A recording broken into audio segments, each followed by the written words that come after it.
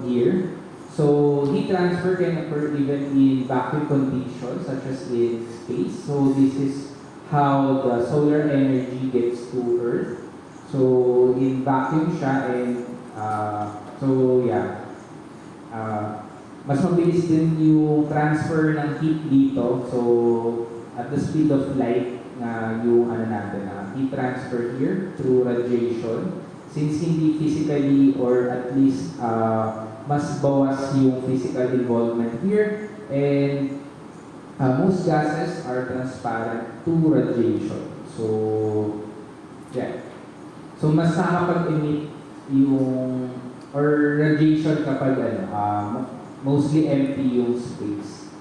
So, depende din sa ating material.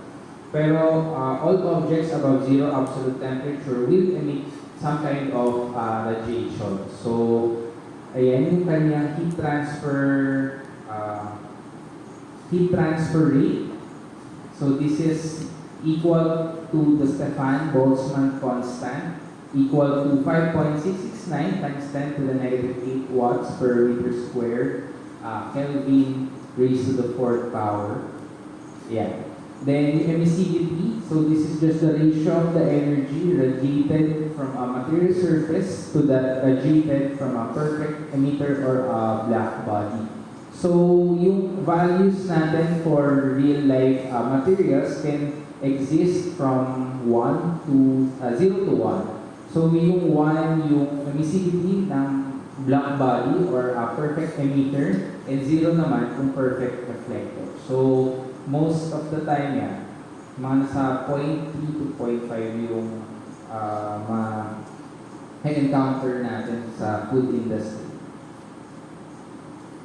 So for example here, we calculate naman the rate of heat transfer emitted by 100 meters square surface area ng polished iron. So yung kanyang emissivity is 0.06. So mababa lang. So the temperature of the surface is 37 degrees Celsius. So lahat na ng material above 0 Kelvin or 0 Kelvin will emit some kind of radiation. So kanyang heat transfer through radiation is described by this equation. So we have our constant here, which is 5.669 times 10 to the negative 8 watts per meter squared Kelvin raised to the 4th power. And yung kanyang emissivity, which is 0.06, so wala siyang unit, times its area, and yung kanyang temperature raised to the 4th power. So, ang kanyang heat transfer through radiation is 3,141 watts. So, mataas din. So, actually, yung discussion kanina,